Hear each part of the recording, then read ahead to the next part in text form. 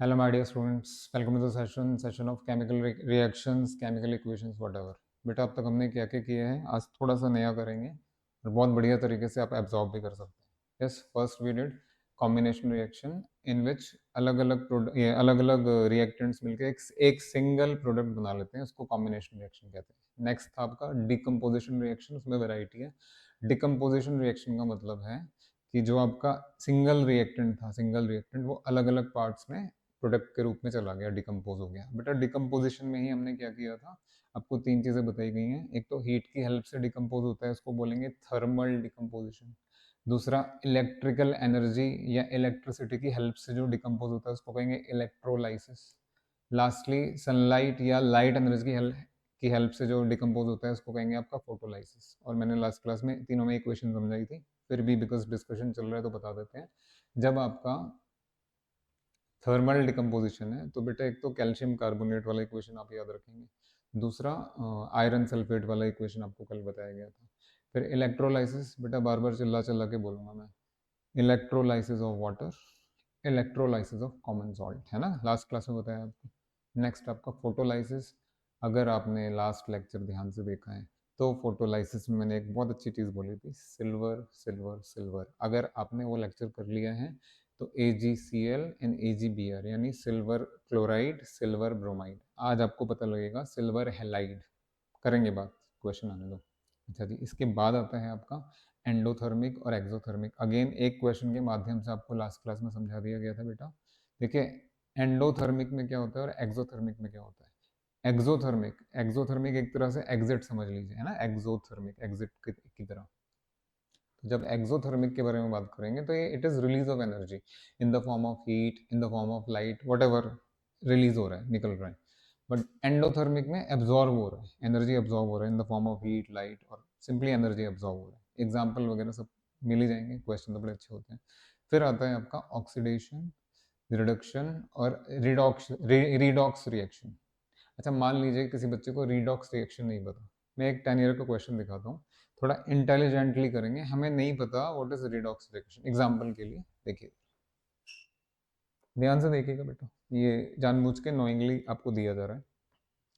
Which of the following is a redox reaction but not a combination reaction. अच्छा जी, अब बच्चा देखते गएगा, अगर उसने नहीं पढ़ा है तो सर रिडॉक्स तो हमें पता नहीं है बेटा, फिर भी क्वेश्चन हो जाएगा. क्या कह रहे हैं सर, देखो तो सही, इसमें से रिडॉक्स क्या है, लेकिन वो कॉम्बिनेशन नहीं होना चाहिए, मतलब कॉम्बिनेशन रिएक्शन नहीं होना चाहिए. देखिए, ये दो चीजें कंबाइन होकर सिंगल प्रोडक्ट बना रही हैं, ये तो कॉम्बिनेशन रिएक्शन है.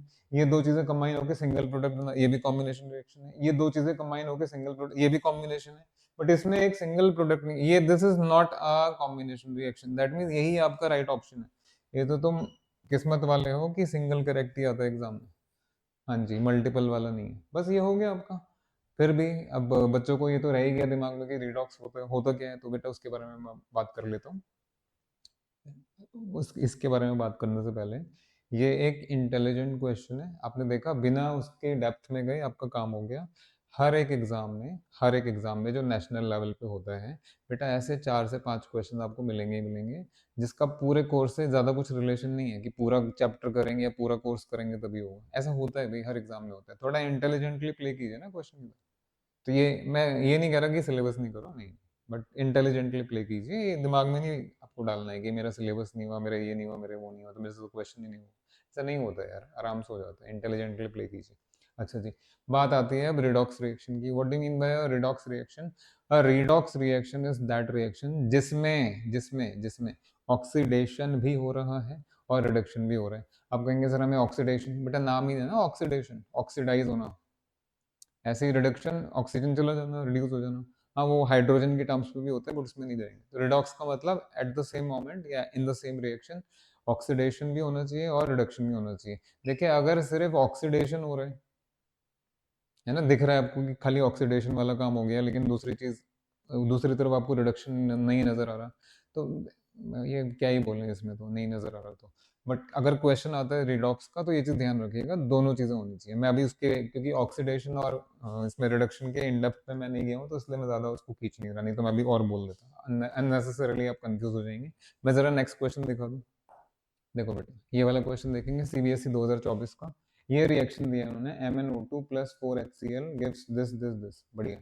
The reaction given above is a redox आ गया ना, रीडॉक्स रिएक्शन फिर से आ गया। So this is a redox reaction. क्यों भाई, क्यों है रेडॉक्स? अभी क्या बोला मैंने, दोनों चीजें जब तक नहीं होंगी या वो जब तक दोनों चीजें नहीं बोलेंगे तब तक रेडॉक्स का कोई मतलब नहीं है। हाँ जी, खाली एक कारण नहीं होता है रेडॉक्स का कि ऑक्सीडेशन हो गया तो रिडॉक्स हो गया, या खाली रिडक्शन हो गया तो नहीं नहीं, दोनों चीजें होनी चाहिए। तो या तो ए ऑप्शन करेक्ट है या डी ऑप्शन करेक्ट है ना, क्योंकि यहाँ पे ऑक्सीडेशन भी बोल दिया और रिडक्शन भी बोल दिया, यहाँ भी उसने रिडक्शन और ऑक्सीडेशन दोनों चीजें बोल दी। इसमें से क्या ऑप्शन करेक्ट है? ये तो पक्का है, ये करेक्ट नहीं होगा।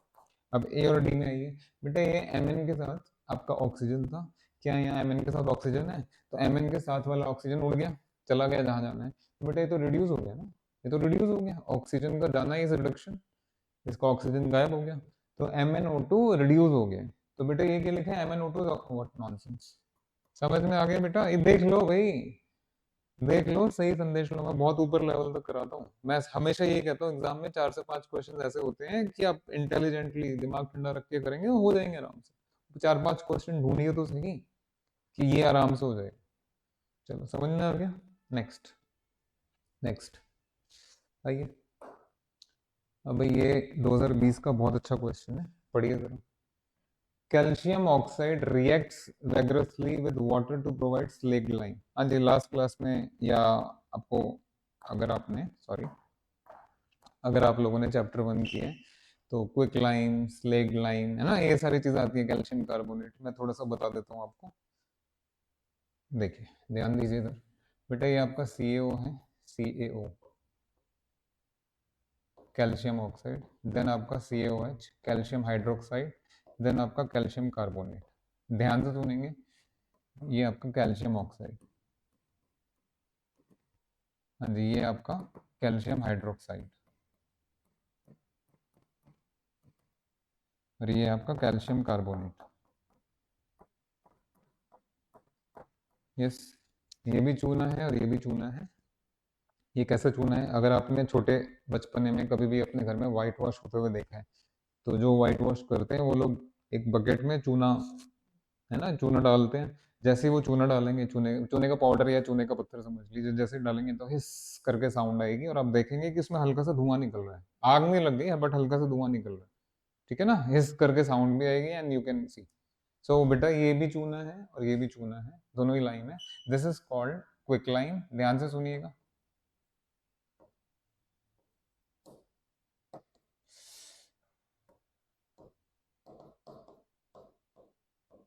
And this is called slaked line.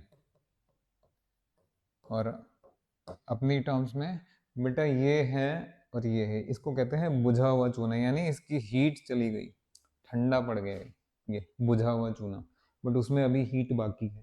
ठीक है ना, दोनों ही चूना है।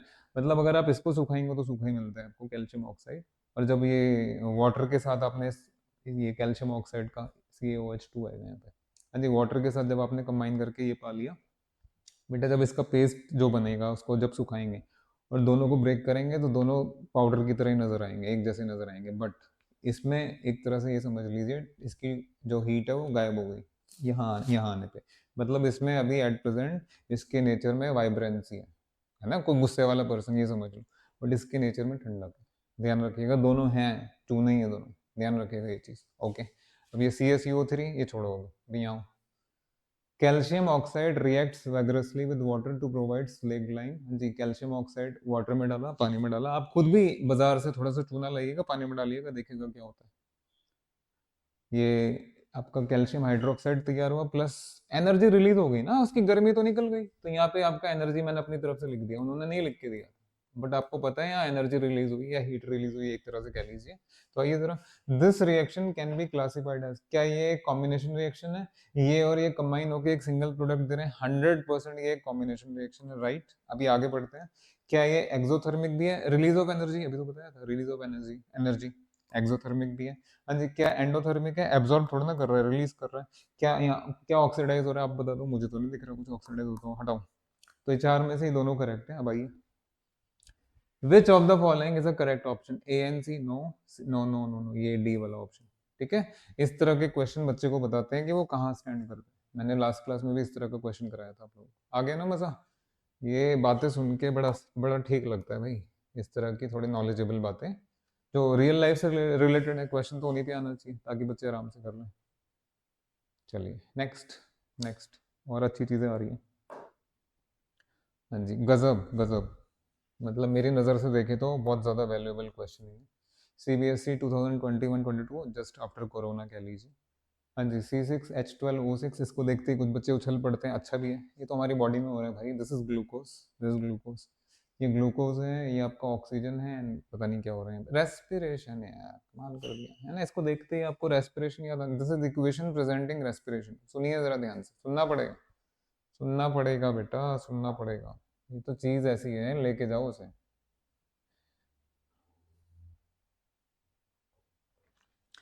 व्हाट हैपन्स ड्यूरिंग रेस्पिरेशन, बहुत ध्यान से सुनेंगे बेटा, पहले फूड के बारे में बात करते हैं। अच्छा, ये आप एग्री करते हैं ना, अगर आपका रेस्पिरेशन चला गया, खत्म हो गया, तो बॉडी में कुछ नहीं होगा, इस इतना तो मानते हैं?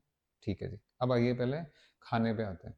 अगर हमने कुछ खाया, फॉर एग्जांपल आपने पोटैटो खाया या ब्रेड खा लिया या राइस खा लिया, तो इनमें तो कार्बोहाइड्रेट होता है और बाकी चीज़ें भी, जो भी है आपका चपाती वगैरह वट एवर द थिंग्स, तो बेटा इनमें कार्बोहाइड्रेट है, एक कार्बोहाइड्रेट का एग्जाम्पल ले लेते हैं, कार्बोहाइड्रेट गया अंदर, या ये एज एन फूड गए अंदर, जो ये जो भी फूड आपने मतलब च्यू करके लिया है बेटा, उसमें क्या है, वो छोटे छोटे पार्ट्स में, बहुत छोटे छोटे पार्ट्स में जाके अंदर ब्रेक डाउन हो गया, वो फॉर एग्जांपल कार्बोहाइड्रेट, बेटा वो कार्बोहाइड्रेट फाइनली जाके ग्लूकोज में ही परिवर्तित चेंज होगा।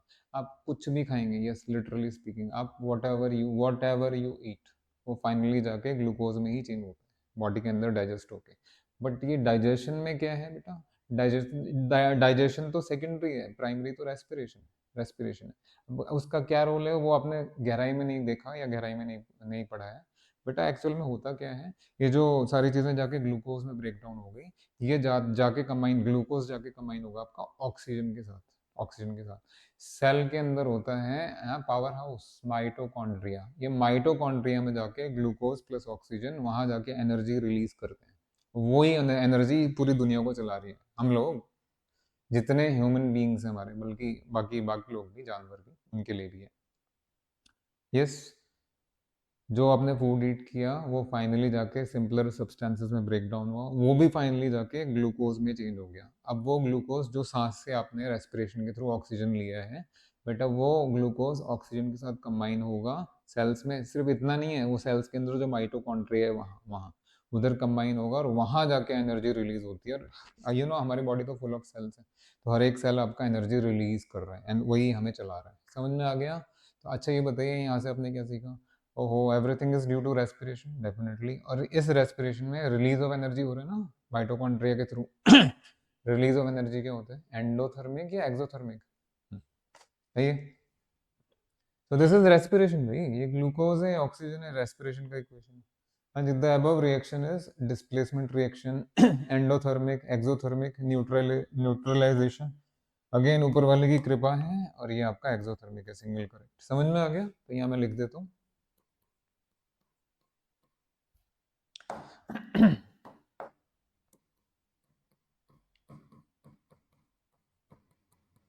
हाँ जी, respiration is an exothermic process। सच में भाई, इसी की वजह से हो रहा है, ध्यान रखिएगा। ओके, नेक्स्ट, है ना गजब चीज, सुन के समझ जाएंगे तो मजा ही आएगा। नेक्स्ट, अब भाई ये question, name the compound use in black and white photography, just wait, यहाँ पे भी ऐसे ही कुछ है, तो बेटा यहाँ मैंने फोटोग्राफी के लिए कुछ लिखा है, बट मैं फिर बोलना चाहूँगा, लास्ट क्लास याद करेंगे। फोटोग्राफी, फोटोलाइसिस एक तरह से समझ लीजिए, जहाँ फोटोलाइसिस के बारे में बात हो रही है वहाँ सिल्वर को नहीं भूलना है, और जो दो इक्वेशंस आपको बताई, पूरी नहीं बताई कोई बात नहीं, जो दो चीज़ें आपको बताई गई थी या दो इक्वेशंस, उसमें AgCl और AgBr, silver chloride, silver bromide, पहले इन्हीं पे आता है, आइए जरा ध्यान से सुनिए, very important in case of black and white photography.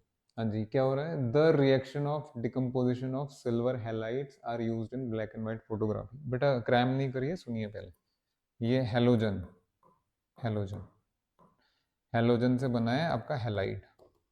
हाँ जी, हेलोजन वाला ग्रुप क्या होता है, chlorine, fluorine, bromine, iodine and, है ना वो सारी चीजें, तो आपने देखा सिल्वर के साथ क्लोरीन है, सिल्वर के साथ ब्रोमीन है, फिर fluorine and so many things will come, अभी इन पे ध्यान रखो।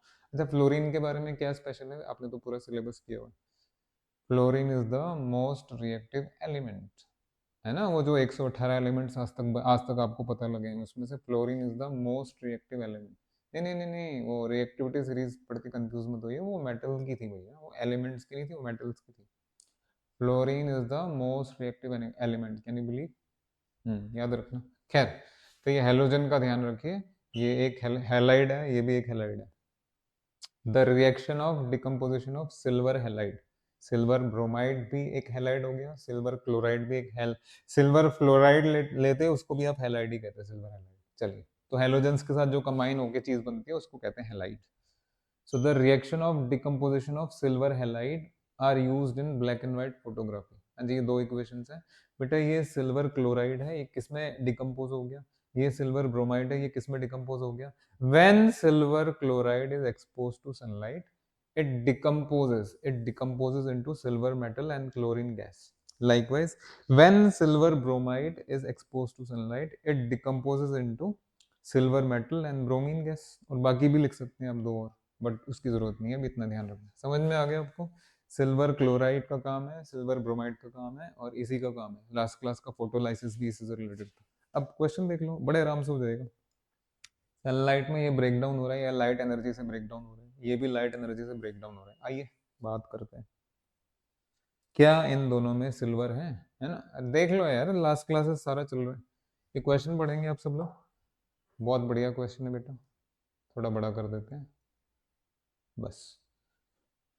एसर्शन और रीजन, बेटा एसर्शन क्या है, silver salts are used in black and white photography, बिल्कुल ठीक बात है, अभी तो बताया था, बिल्कुल ठीक बात है। और रीजन क्या है, silver salts do not decompose in the presence of light. अगर आपने मैथ्स में और इंग्लिश में तो नहीं होगा, मैथ्स में और ये साइंस में अच्छे से प्रैक्टिस किया है, तो एसर्शन और रीजन वाले क्वेश्चन भरे हुए हैं, तो आपको तो ऑप्शन पढ़ने की जरूरत भी नहीं है।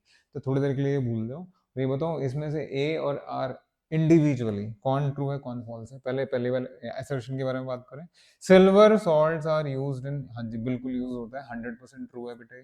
दूसरा रीजन आर पे है, ये सिल्वर सॉल्ट्स, अरे सत्यानाश कर दिया, अरे डिकम्पोज लाइट एनर्जी, एनर्जी की हेल्प से ही तो डिकम्पोज हो रहा था, सनलाइट की हेल्प से। तो ये कह रहा है silver salts do not decompose, ये गलत हो गया ना, this is wrong, this is wrong. I think question over. तो पहला option A is true, R is true, नहीं जी, A is true, R is, है ना, ये भी नहीं है, आर थोड़ा ना ट्रू है, A is true, R is false, yes. And last वाला समझ में आ गया बेटा, देखिए कितने आराम से हो गया। वो पढ़ने का तरीका होता है ना, कोई चीज आपके अंदर कैसे जा रही है उसका तरीका है। नेक्स्ट, हाँ जी, ये क्वेश्चन देखेंगे, लास्ट ईयर का ही है। Name the compound used in black and white photography, state whether the reaction that occurs is exothermic है या एंडोथर्मिक है, और लास्टली गिव जस्टिफिकेशन। देखो भाई, इसमें बहुत कुछ करना है आपको, ज्यादा घबराइए मत, चीजें समझी हुई हैं, बस उनको परोस के रखना है आप सबको। जो इसमें सबसे पहली चीज है, हाँ जी, नेम द कंपाउंड यूज्ड, अरे अभी तो बताया था,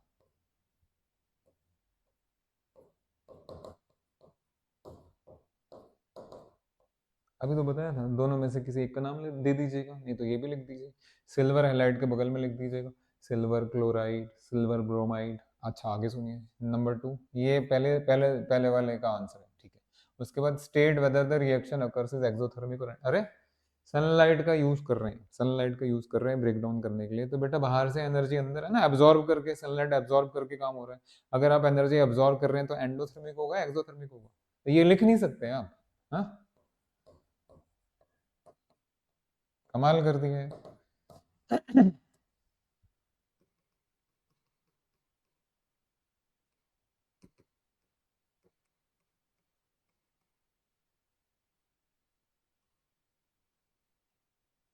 ठीक है ना, इतना ही तो लिखना है, और क्या लिखना। नंबर 3 हाँ जी, गिव जस्टिफिक, ये हो गया जस्टिफिकेशन, यही जस्टिफिकेशन सर, बस इतना ही। बेटा पहले में लिखेंगे आप सिल्वर हैलाइड, उसके बाद इक्वेशन लिख दीजिएगा ना, दोनों की इक्वेशन लिख दीजिएगा। कौन सी इक्वेशन सर, अरे अभी तो बताया था, कमाल कर रहे हो यार तुम।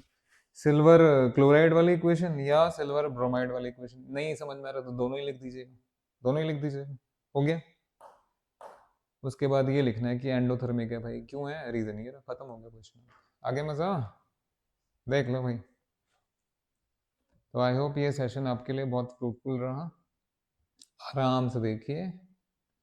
चलिए, thank you very much, bye. Thank you.